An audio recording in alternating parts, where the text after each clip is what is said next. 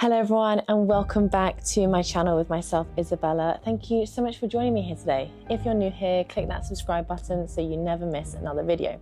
My name is Isabella. I'm a graduate of the Vaganova Ballet Academy.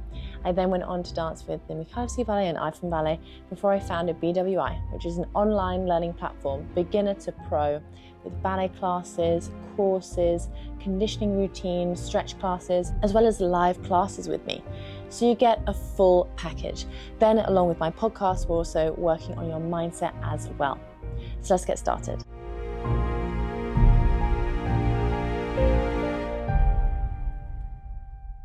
So today we're going to be looking at the most renowned schools all around the world. We'll be looking at Paris, Russia, Italy, and also the Balanchine school.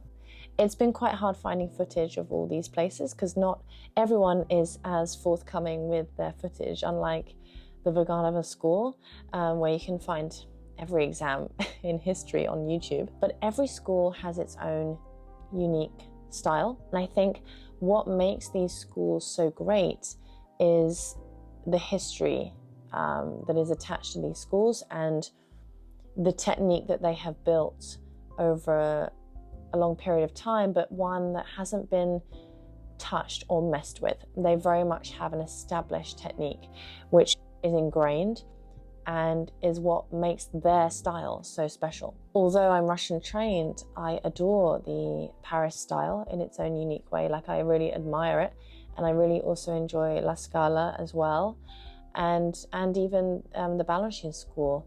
But what's so great about it is, what I really respect is each technique is very much its own system and its own thing. And I think that is what makes them so good at what they do. The Russian technique, it makes, you know the result you're going to get because the training equals the result and the technique equals the result. You know exactly what system you're learning in. So a French dancer at the Paris school, they know they're learning the French technique. And I think that is what sets these schools apart from other schools where it's confused, where the syllabus is not super clear as to what technique or style they are doing. So I thought this would be super interesting as well, not only to see the different techniques in action, but also to see what kind of dancers it produces and how they're different in their own way. So we're going to start with Paris. Now, Paris Opera is one of the most renowned schools in the world. Not only that, it's the most beautiful. So we've got, before we get into the exercises, we're just, looking at this this girl being manhandled a little bit. And obviously Paris Opera, look, they really look heavily at beautiful legs and feet. Oh, she's saying, I assume, you don't want to crunch the toes because that's not good for the whole foot and it puts strain on the whole leg. So it needs to be this really beautiful, nice, long line of leg. Long line.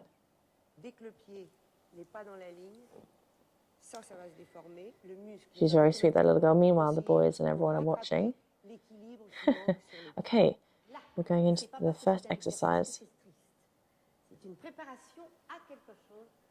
I just love the Paris Opera outfits as well. They're very known for having the short skirts. Also, look how they look down at the foot. That's like really something that just wouldn't happen, just actually looking and sort of admiring your foot. In Russia, the technique is very much like keep the head poised and don't look down. And the footwork is very quick. Notice how the foot doesn't quite relax when it closes because it's so quick. The foot hold is holding a little bit of tension as she's doing it. Now we're seeing a pro in action. So notice how, the upper body reminds me a little bit of the English style. How it's very held, it's not super duper expressive, but the feet and the legs are so elegant and so beautiful to look at.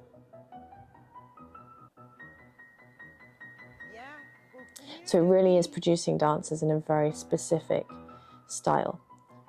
But the footwork and the way they are very articulate with the feet is just something that is very unique to Paris Opera. I think this is so cute, how they are watching her dance. I mean, obviously this is somewhat produced, but they are really cute how they're watching.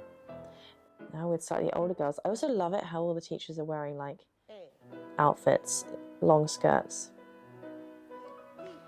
So again, this assemblée is super different to how we would do it for Vaganova. How they're doing faille assemblée is they're keeping the arms in first and then opening down to go up.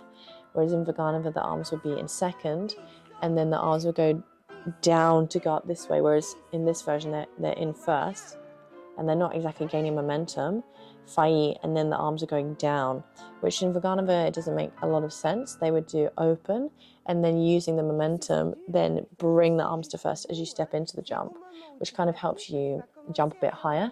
So the coordination of arms is different here.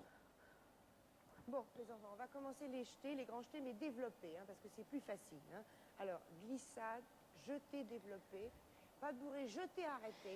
But they've got such nice long lean bodies and bodies which are very specific to Paris Opera, you could say, like kind of super long in the legs and slightly short in the upper body. But even how the teachers are dressed is kind of highlighting where the importance is. They're dressed in a nice long black skirt. You can't really see her legs at all. You can see her feet, and so that is where the emphasis is, I think, especially is on the feet and legs. And this is Elizabeth Platel showing how it's done. She's got a fabulous jump. Really beautiful. And, you know, by contrast, we're seeing these younger students who are still gaining their strength, but everything's so neat and tidy. And also still beautifully turned out, you know.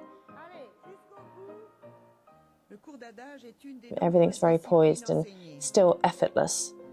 Definitely not as, let's say, expressive, but everything is super clean. Like the turnout's there, the extensions are good, the ribs are in, you know, they really have that beautiful hold of the core. Whereas in Russian techniques, you could say sometimes they allow the core to release and open too much. Because, you know, we're expressing, but there needs to be that fine line between expressing and opening the upper body and then not allowing the ribs to flare.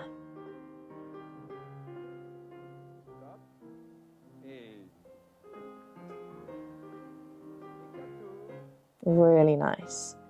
So guys, that was Paris Opera.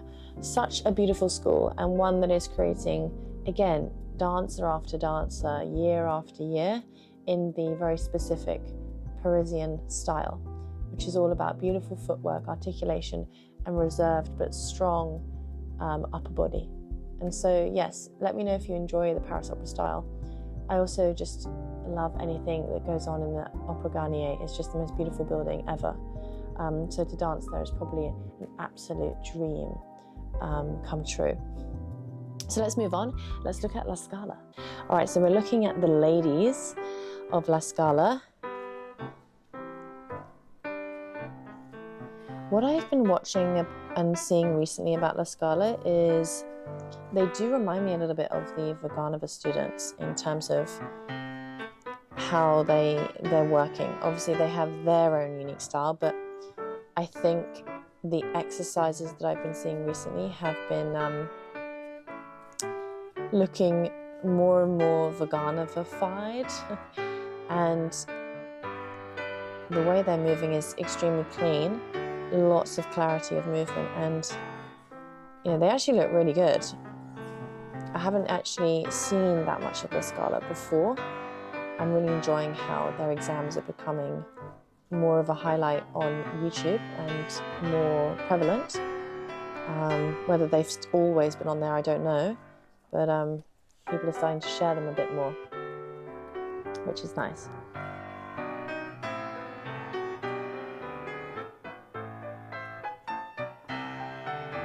I notice how they push off into the jumps. There's also with allongé rather than in Paris and in England as well. It was with rounded arms, where they do it through allongé.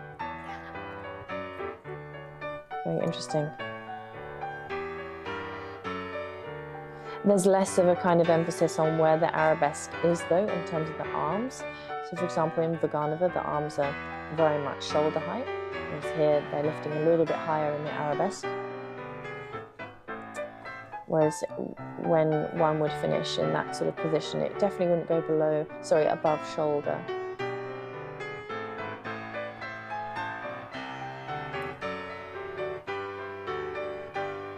I would say the arms are a little bit more less placed, a little bit more flowery, let's say. But their legs and technique in general seem very strong.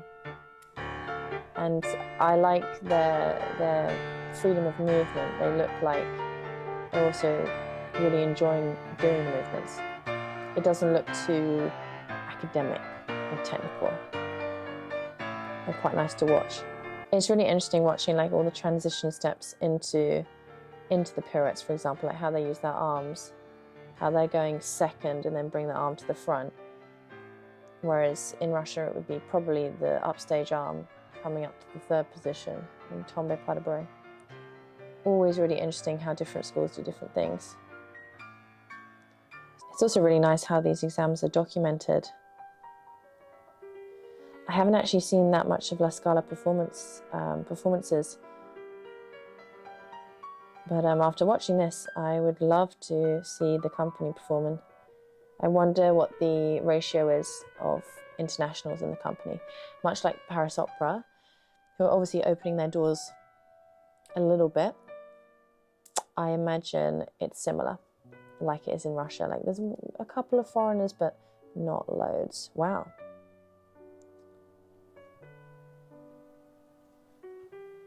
Nice extension, especially on that girl on the right.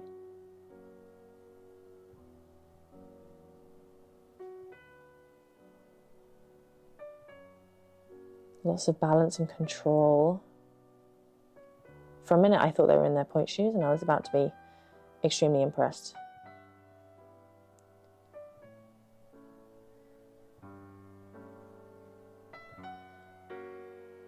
They look very nice. I think they've got nice extension, nice use of upper body. They definitely think about the footwork, I assume, when they get to the pitti allegro especially. But then their upper body is quite nice and elegant, not quite Vaganova. They've got something nice about them. Because obviously when I was at the Royal Ballet School we did Cicchetti, which is a lot about beats and being fast and everything like that. So that was what I assumed La Scala would be like as well. But obviously we're just watching Adagio. But their extensions are good. Are good. Because sometimes you think, they can't possibly have it all. They look good, La Scala. I enjoyed that a lot. It's got this really nice fluid nature. I would say it doesn't seem as academic as Vaganova or Paris Opera in its own way. Like Paris Opera and Russian technique is very rule orientated. There's a lot of rules we have to learn. There's a lot of details we have to learn. And so, yeah, there were some things that it makes it look a little bit more free, let's say. But again, very interesting.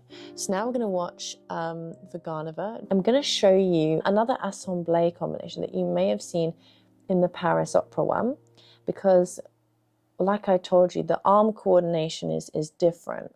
And so that is what I think we'll find super interesting now. So just watch how they go into the assemblée with the arms.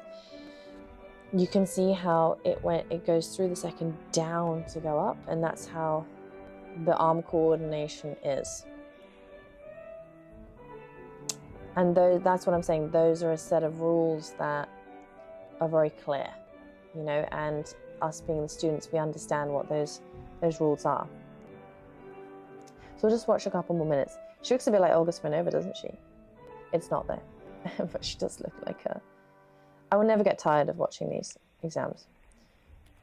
It's just what's really nice about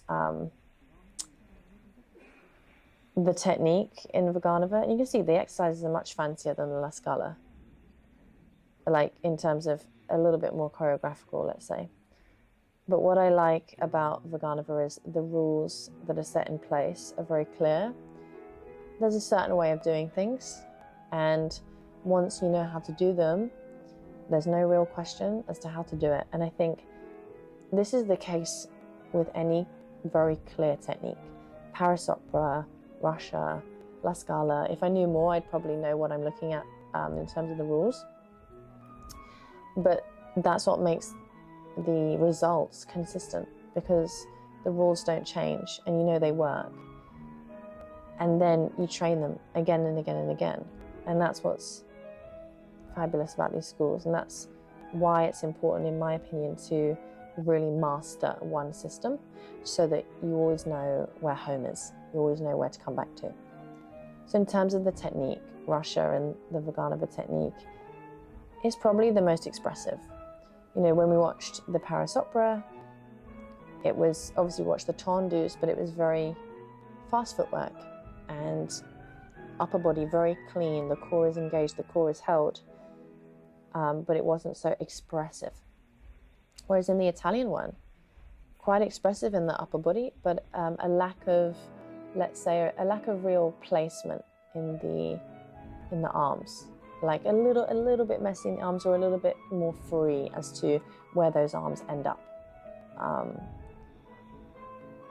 Whereas here, although it's the most expressive, it is the most rule orientated, I believe. That's why it's very strict, because it has to be a certain way. Let's just finish this soda bass combination. Grand Allegro is very thought after in the Vaganova method. Grand Allegro, extensions, and use of port de bras, which pretty much covers everything. Port de bras is very expressive and soft, whereas the legs are very strong, the extensions are very high, and the jumps are very high and strong as well, which for me makes it the most interesting. Whereas Paris, while beautiful, it's very much like, my focus is on the legs, mostly. Like the upper body is a bit more reserved. And La Scala in general seems like a nice technique as well. And I'm sure they excel in certain areas, like Petit Allegro, which was definitely focused on in the English school as well. So now let's move on to our final one, which is Balanchine. So now we're going to look at Balanchine, so the SAB school. We're going to look at the School of American Ballet. Now, I couldn't find an exact class, but I did find a bit of a news report, so we get to see some of the classes. So what is very, very interesting about SAB is how they wear point shoes at the bar pretty much all the time. And what's really key is obviously that trains the technique in a very specific way. Obviously they become very confident and comfortable in the point shoes because it's what they're used to. But training on flat obviously has a purpose, and it really trains the muscles in another specific way that helps you in different ways. And I think, you know, there is quite a large risk when you only train on point of being, let's say, a bit more imbalanced in the muscles. Along with that, you know, they lift the heels whenever they plie, which again is super interesting. I assume it gives them the sense of being very light on the balls of the feet, and they're able to move quickly. But there is that thing of they're more susceptible to like Achilles injuries and things like that. But yes, so we're going to have a little look at them doing a bit of bar. So these are the advanced girls. I love the teacher's outfit. Oh my gosh, amazing. Look at her nice legs. So every time they plie, so interesting. I can't get over this. This is like, for me watching, this is the complete opposite to how I was trained. Like complete opposite. Like the point shoes are on, the thumbs are out. When they do back bend, they're looking straight up. They're not looking at that arm when they allonge at all. So there's no sense of conversation with the arms. They're only looking ahead. which for me is so bizarre, so bizarre. Again, I'm not saying it's wrong at all. It's just completely different to what I'm used to. If I'm trying to think about the logic, because I always like to think about the logical reasons for things, I think it must be for them to be completely placed. But look, there's no use of head at all. No use of head whatsoever. I imagine it's to feel completely grounded, completely equal in the body, and have a sense of equality across the body with no risk of imbalancing oneself by turning away or anything like this. And because the feet move quick, it must be quite hard to really train that articulation of the feet. So although their feet and legs will be getting strong in one way, it's difficult because they're not really working that demi point through the tendu because they have this shoe on. However, their point work must be very strong. I mean, this girl looks nice in front. Their point work must be strong, and they've got nice extensions, and in general they'll be super comfortable on point. What I really respect about SAB is they have so much energy in their movements, lightness in their movements, and they make the dancing look joyful and like really fun to do. And it's a complete 180 to a Vaganova dancer. I would almost love, it would be amazing if we were able to get a Parisian dancer, a dancer from La Scala, Balanchine and Vaganova all together in one room, doing the same combinations side by side, and just looking at how they do it differently and seeing which one we prefer. Because all these dancers are actually very nice, very nice. But if these dancers were in the Vaganova room, if those dancers were, let's say, in the Vaganova being screamed at, they would be screamed at, being told to use their head more, a lot more. So it's so interesting. Like, essentially, what they're doing would be seen as wrong in the Vaganova school. But actually, it's just their technique. It's a different language. And so it's really interesting to look at all these schools. And all of this technique is always, at the end of the day, the goal is to feed into the company that the school is attached to. And obviously, probably this was the case back in the olden days. Probably dancers didn't travel a lot and join other companies. And so the traditions of the technique very much fed into the company itself. Whereas nowadays, obviously things have changed and people travel a lot more.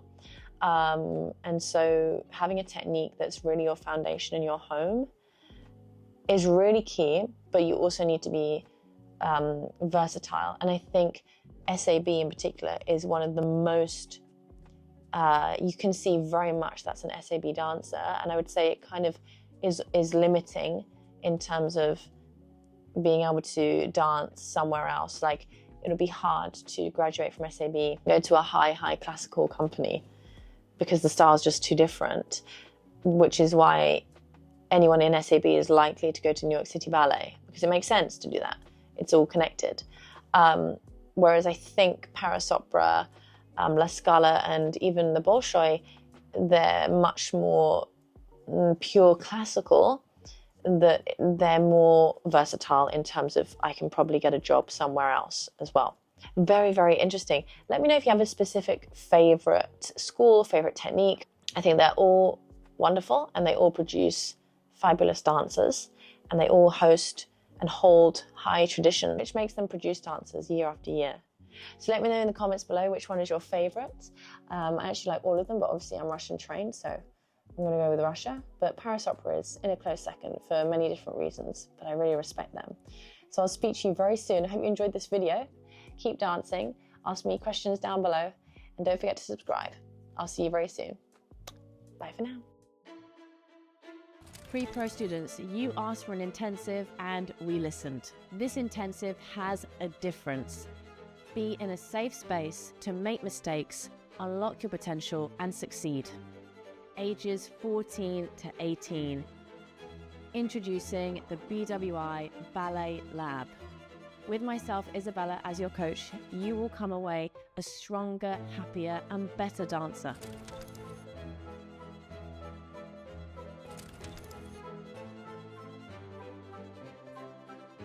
Get the personal, one-to-one feedback you desire. I care and I want you to succeed. Learn to be a mentally and physically stronger dancer. Be equipped to be the professional dancer you dream of becoming. Join the Ballet Lab this winter.